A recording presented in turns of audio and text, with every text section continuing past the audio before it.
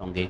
तो आज का जो सेशन आप सभी साथियों के सामने रहने वाला है वो है दोस्तों औपनिवेश राज्य। जी हाँ दोस्तों, हिस्ट्री का बहुत ही शानदार टॉपिक मैं आप सभी के सामने लेकर आ रहा हूं और आज हम पढ़ेंगे औपनिवेश राज्य क्या है। दोस्तों सबसे पहले मैं आपको यहाँ किताब की कॉपी पढ़ा रहा हूँ और उसके बाद आप हमारे ऐप को डाउनलोड कर लीजिए। आरुष क्लासेस ऐप है, वहां पर आपको कंप्लीट नोट्स आपको इस चैप्टर के मिल जाएंगे। औपनिवेश होता क्या है? जब ब्रिटेन ने भारत की प्रभुसत्ता यानी सर्वोच्च शक्ति अपने हाथ में ले ली तो शाही औपनिवेश इस संबंध के आधार पर स्थापित होने लगे। भारत में ब्रिटिश शासन की स्थापना स्थानीय भारतीय शासकों की अपनी सत्ता पर नियंत्रित रखने में असक्षमता या पिछड़ेपन के कारण हुई थी। दोस्तों हम कहते हैं कि भाई भारत के अंदर ब्रिटिश शासन कैसे आए और इन लोगों ने कैसे भारत के अंदर शासन कर लिया। तो सबसे पहले जब ब्रिटिश हमारे भारत में आते हैं तो उन्होंने देखा कि यहाँ के जो आपसी राजा थे, जो सत्ताधारी के राजा थे ना, रियासतों के जितने भी राजा, वो आपस में एक दूसरे से लड़ रहे थे, एक दूसरे से जले हुए थे। यानी सबको अपना साम्राज्य का विस्तार करना था और साम्राज्य का विस्तार करने के लिए अंग्रेजों ने उन पे फूट डालो राज करो की नीति को अपना ली। यानी अंग्रेजों ने एक राजा को दूसरे राजा के खिलाफ भड़काना शुरू कर दिया और आपस में जब ये लड़ना शुरू हुए, अब जब आपस में लड़ना शुरू हुए तो यहाँ के जो साम्राज्य शक्ति थी, जो उनकी पावर थी, धीरे धीरे क्षीण होती गई और इसका ही फायदा उठाकर अंग्रेजों ने भारत के अंदर क्या कर ली? सत्ता को अपने हाथों में काबिज कर ली। तो दोस्तों यहां लिखा गया है कि जब ब्रिटेन ने भारत की प्रभुसत्ता यानी सर्वोच्च शक्ति जब अपने हाथों में ले ली तो शाही औपनिवेश इस संबंध के आधार पर भारत में स्थापित होने लगे कि भारत में ब्रिटिश शासन की स्थापना स्थानीय भारतीय शासकों की कमजोरी, अपनी सत्ता पर नियंत्रण नहीं रख पाने के कारण ब्रिटिश सरकार ने भारत में क्या कर लिया? अपना स्थायी तौर पर शासन स्थापित कर लिया। औपनिवेश राज्य का राजनीतिक अधिकार अपनी सत्ता को बनाए रखना या लागू करने के कारण अनेक उपकरणों से प्राप्त हुआ है जो औपनिवेश नीति के निर्माण की पूर्व शर्त थी। ये जानना महत्वपूर्ण है कि कैसे जनता पर शासन को वैध बनाया गया और कैसे औपनिवेश राज्य की सत्ता जनसाधारण को देखने योग्य बनाई गई थी। उम्मीद तो करता हूं दोस्तों जो मैंने आपके सामने अभी समझाया है आप सभी साथियों के समझ में आ चुका होगा। हाँ भाई, सभी को समझ में आ गया औपनिवेश क्या होता है? साधारण बोलचाल भाषा में मैं आपको समझा देता हूं।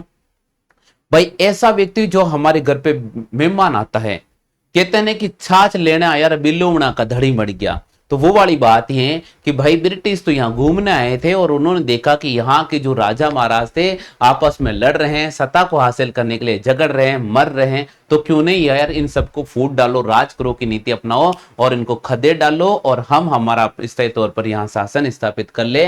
ये कहलाता भाई औपनिवेश। ठीक है भैया, चलिए सबसे पहले इसके पृष्ठभूमि को आपको मैं समझा देता हूं कि इसकी पृष्ठभूमि क्या है। औपनिवेश की जो पृष्ठभूमि है उसको मैं आपको यहां पर समझाने का पूरा प्रयास कर रहा हूं। दोस्तों देखिए हर टॉपिक को आप ध्यान से समझना। इसके कंप्लीट नोट्स में आपको प्ले स्टोर पर जाना है, हमारा ऐप डाउनलोड करना है आरुष क्लासेस, उस पर मिल जाएंगे। 18वीं शताब्दी के पूर्वार्ध में मुगल साम्राज्य का पतन हो गया था। यानी मुगल साम्राज्य 18वीं शताब्दी के पूर्वार्ध में, यानी 18वीं शताब्दी जब शुरू होती है लगभग मुगल साम्राज्य खत्म हो चुका था। इसके उत्पन्न राजनीतिक शून्यता को बंगाल, हैदराबाद, अवध, पंजाब और मराठा राज्य जैसे क्षेत्रीय राज्यों का उदय ने भर लिया।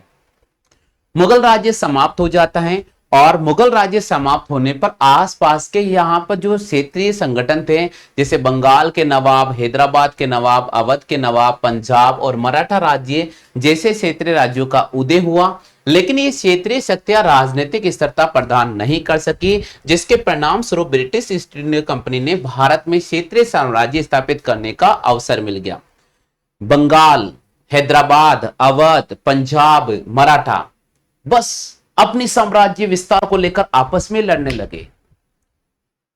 पहले तो इन्होंने कैसे न कैसे मुगलों को खत्म किया और उसके बाद अब अपनी स्थिति और अपने साम्राज्य का विस्तार करने के लिए आपस में लड़ने लगे। इसी का फायदा उठाकर अंग्रेजों ने भारत के अंदर क्या कर ली? एंट्री मार ली, फूट डालो राज करने की नीति को अपना लिया। अब भारत पर औपनिवेश तंत्र के जरिए ही शासन करने से संबंधित विभिन्न प्रकार की संस्थाएं यहां पर गठित कर दी और इन सभी राजाओं को अपने अंडर में लेने का प्रयास करने लगे। आगे चलते दोस्तों, आगे लिखा गया औपनिवेश राज्य का सामान्य अर्थ क्या होता है। दोस्तों इसको समझना भी बहुत जरूरी है। औपनिवेश राज्य का सामान्य अर्थ क्या होता है?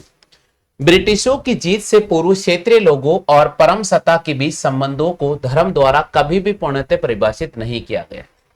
दोस्तों देखिए यहां पर स्पष्ट तौर पर आपके सामने जो लाइन लिखी गई है वो उसको आप समझने का पूरा प्रयास कीजिएगा।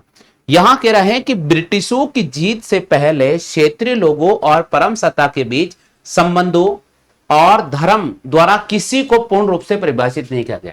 आर्थिक और सामाजिक संबंध का एक जालशाही समन्वय संकट और पतन की अवधियों के बीच रहा, जिसने उपमहाद्वीप को परस्पर निर्भरता एक सरल ढांचे में बांधे रखा। परम सत्ताओं के अनेक स्तरों के रचनात्मक ढंग से समायोजित करने के लिए लंबे इतिहास के बावजूद स्वतंत्र भारत में सत्ता की हिस्सेदारी बांटने के लिए किए गई शर्तों को पुनः बंटवारे में राष्ट्र के व्यक्तित्व और के साथ जुड़ते विचारों पर आधारित क्षेत्रीय प्रभुसत्ता की एक कड़ी और स्थूल संकल्पना को देखा गया है। आगे लिखा गया है औपनिवेश राज्य का अर्थ क्या होता है, ये यहां पर इस लाइन का जवाब आपको मिल रहा है। औपनिवेश राज्य का अर्थ होता है कि एक विदेशी राजनीतिक सत्ता के द्वारा किसी भी देश की प्रभुसत्ता शासन और नियंत्रण करने के लिए कानूनी रूप से स्वतंत्र सत्ता ग्रहण करना, यह है औपनिवेश राज्य का अर्थ। औपनिवेश राज्य का अर्थ यहां पर यह है कि कोई भी विदेशी देश, कोई भी विदेशी राष्ट्र हमारे देश में आता है, कानून और नियम बनाता है और उसके उस कानून और नियम से यहां की सत्ता को क्या कर लिया, उसने कंट्रोल कर लिया, और इसे ही बोला गया है औपनिवेश राज्य। इसे क्या बोला गया है दोस्तों? औपनिवेश राज्य। सभी के क्लियर हो चुका भाई औपनिवेश राज्य? हाँ भाई सभी साथियों क्लियर हो चुका है? बिल्कुल सभी साथियों क्लियर हो चुका है। चलिए भैया आगे चलते हैं, नेक्स्ट आगे चलते हैं। आगे क्या लिखा गया है? औपनिवेश राज्य को शाही औपनिवेशिक संबंध के विशेष संदर्भ में प्रभुसत्ता का एक सिद्धांत निरूपित करना था। ऐसा दुतरफा प्रक्रिया द्वारा किया जाता था। इसके अंदर दो प्रक्रिया चलती थी। पहला था औपनिवेशिक राज्य को वैधता प्रदान करके, अर्थात एक विदेशी सत्ता के अस्तित्व को न्याय संगत ठहराकर जो स्वतः दूसरी प्रक्रिया की ओर ले जाता था, अर्थात औपनिवेशिक पूर्ण देशी राजनीतिक सत्ता को उखाड़कर अथवा उसे अवैध ठहरा सकता था।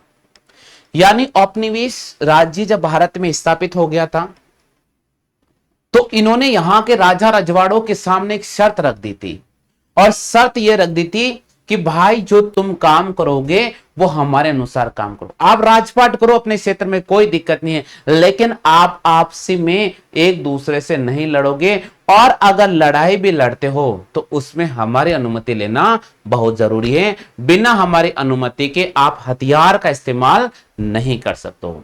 बिना हमारी अनुमति के आप एक राज्य से दूसरे राज्य में पलायन नहीं कर सकते हो। बिना किसी हमारी अनुमति के आप एक राज्य से दूसरे राज्य में आपसे व्यापार समझौते नहीं कर सकते हो। इस प्रकार की बहुत सारी बातें शर्तें यहां के राजा रजवाड़ों के सामने ब्रिटिश सरकार ने रख दी, और इसके कारण सब आपस में उलझ गए। औपनिवेश राज्य का स्वरूप कैसे बना वो भी मैं आपको यहां समझाने का पूरा प्रयास करता हूं। ब्रिटिशों ने भारत में अपने औपनिवेश शासन को अपने विचारों के अनुसार समन्वित किया। औपनिवेशिक राज्य कैसा हो सकता है, और कुछ आधुनिक विशेषताओं के साथ एक आधुनिक राज्य का उदय हुआ। जैसा कि एक आधुनिक राज्य में होता है, औपनिवेश सरकार के पास सेना का एक अधिकार होता था, कर वसूली का अधिकार होता था, केंद्रीकृत प्रशासन का अधिकार होता था, केंद्रीकृत कानून प्रणाली और प्रशासकों और नौकरशाहों को प्रशिक्षित कर्मचारी वर्ग और स्पष्ट निर्धारण क्षेत्रीय सीमाएं थी। यानी देखिए दोस्तों इन्होंने क्या कर लिया, सबसे पहले तो हमारे भारतीय भूमि के अंदर जितना भी किसान लोग उपज करते थे उन पर ये टैक्स लगा दिया था। टैक्स लेने का अधिकार अपने हाथ में रख लिया।